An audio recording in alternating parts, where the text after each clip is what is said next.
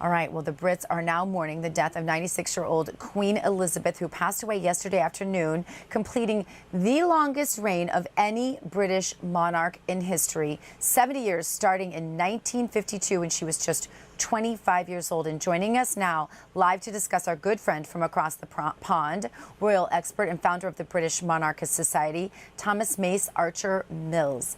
Thomas, thank you so much for being with us. Thomas, Americans have had a hard time understanding the significance of this monarch and what it means as we go forward to what happens next. We have, I guess, King Charles happening as we speak.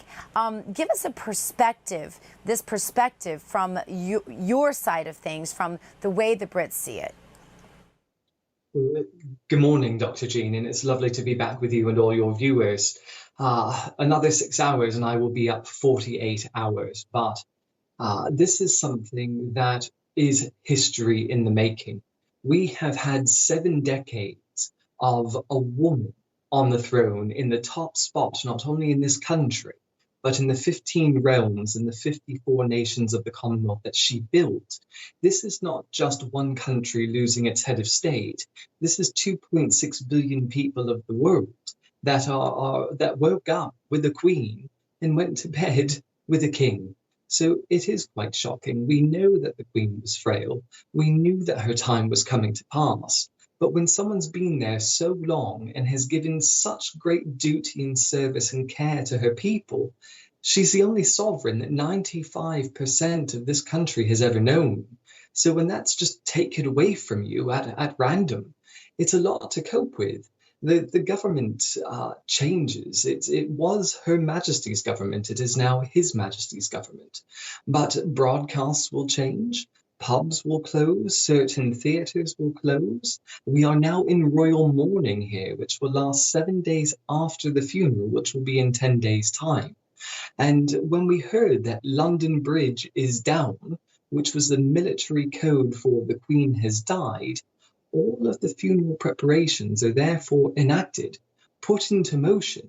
So there's a lot more that's happening here than what would happen, say, if a president were to die.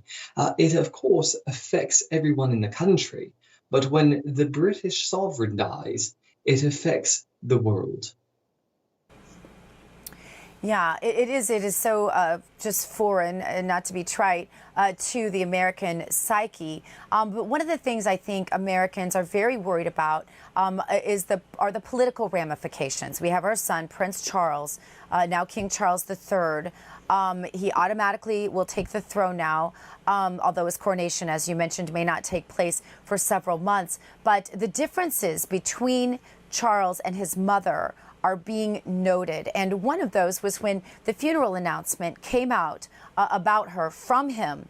It felt as though he was going to say, it looked as though he was going to say that something about, that God consoles his heart over the loss of his mother that was so beloved by the British people. But instead, he said that the well wishes of people were what was consoling him. And then so it's been rumored in American media that Charles is perhaps not as much of an observant Christian as the Queen. Can you comment on this? Yeah, that is absolutely wrong, Dr. Gina. He was born into the Church of England, the Anglican faith, and just like his mother, a very devout Christian.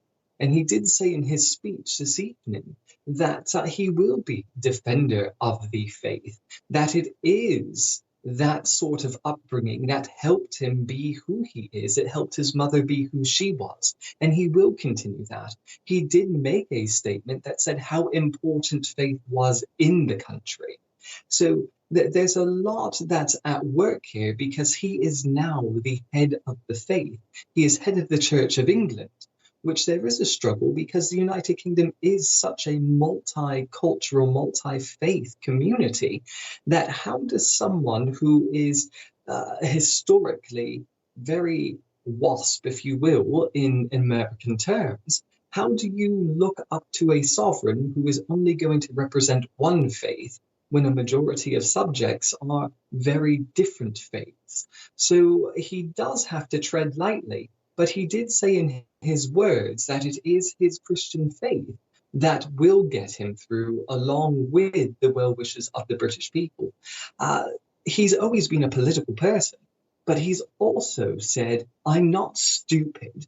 I know when I'm sovereign, I can't be political, I have to be neutral. And he reiterated that again today, Dr. Gina, by saying that he can no longer devote and give as much as himself to us as he has, because the role has changed. And we saw a lot of change here today in the royal family. We saw a lot of, well, we saw all of his Scottish titles as Prince of Wales given to William and Catherine, who were subsequently made not only the Duke and Duchess of Cornwall, but the Prince and Princess of Wales. Very important. So he, as in the King, is really making changes that a lot of us said, well, maybe it's too early to do all of this. But he has an agenda. He wants to make sure there's continuity. He wants to show that there's not a lot of change from what we knew 2 days ago as to what we're receiving and processing now. Monarchs come and go, Dr. Gina. Let's hope. But the British. Yeah, and we'll just hope that our relationship remains as strong as allies under this monarchy as it did under Queen Elizabeth. But our condolences to your country, and thank you so much for being with us. I'm so sorry we're completely out of time. Thomas Mace-Archer-Mills, founder of the British Monarchist Society, thank you for being with us. Come back soon.